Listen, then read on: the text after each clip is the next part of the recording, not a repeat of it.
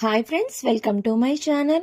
ఇక శివరాత్రి వేడుకలు గుడిలో జరగడంతో ఆ వేడుకకి శరశ్చంద్ర కుటుంబాన్ని ఇంకా గగన్ కుటుంబాన్ని అయితే అక్కడి పెద్దలు ఆహ్వానిస్తారు. ఇక దాంతో దేవుడి విగ్రహాన్ని తీసుకుని శరశ్చంద్ర కుటుంబం అయితే గుడికి వస్తుంది. కరెక్ట్గా అప్పుడే గగన్ వాళ్ళు కూడా కారులోంచి దిగి గుడికి అయితే వస్తారు.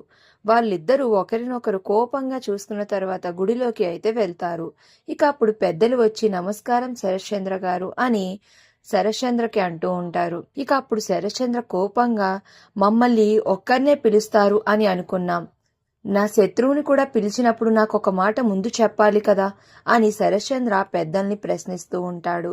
ఇక అప్పుడు పెద్దలు, ఇక్కడ ప్రతి సంవత్సరం శివరాత్రికి ఉత్సవంలో శోభాచంద్ర గారు నాట్య ప్రదర్శన ఇచ్చేవారు. కానీ ఆవిడ తరువాత ఇక్కడ నాట్య ప్రదర్శన ఇచ్చేవారే లేకుండా అయిపోయింది. అందుకే ఈ సంవత్సరం ఆవిడ కూతురు అయిన భూమి చేత నాట్య ప్రదర్శన చేద్దాము అని భూమి కుటుంబాన్ని ఈ వేడుకకి ఆహ్వానించామండి అని అయితే అక్కడి పెద్దలు చెప్తారు. ఇక దాంతో గగన్ అయితే స్టైల్గా శరశ్చంద్ర వైపు చూస్తూ ఉంటాడు. గగన్ గారు లోపలికి రండి అని గుడి లోపలికి అయితే ఆ పెద్దలు ఆహ్వానిస్తారు.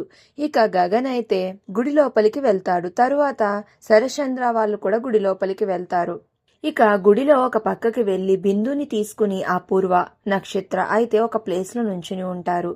ఇక అప్పుడే అటుగా చెర్రి వెళ్తూ, ఏంటి వీళ్ళు ముగ్గురు ఒక దుక్కునే ఉన్నారు, ఏం మాట్లాడుతున్నారో విందాం అని చెర్రి చాటుగా ఉండి వాళ్ళ మాటలు వింటూ ఉంటాడు. ఇక అప్పుడు అపూర్వ నక్షత్రతో ఇలా అంటూ ఉంటుంది, నక్షత్ర నువ్వు వెళ్ళి శివని తీసుకునిరా అని అంటుంది. శివని ఎందుకు మమ్మీ ఇప్పుడు అని అయితే అంటూ ఉంటుంది నక్షత్ర. ముందు శివని తీసుకునిరా, తరువాత విషయం నీకే అర్థమవుతుంది అని అయితే అపూర్వ చెప్పడంతో ఇక నక్షత్ర అయితే వెళ్ళి శివని వెంట పెట్టుకుని బిందు దగ్గరికి తీసుకుని వస్తూ ఉంటుంది. మరి శివ ప్రేమించింది బిందుని అని, పూరిని కాదు అన్న నిజం ఇప్పుడు చెర్రీకి తెలియనుందా?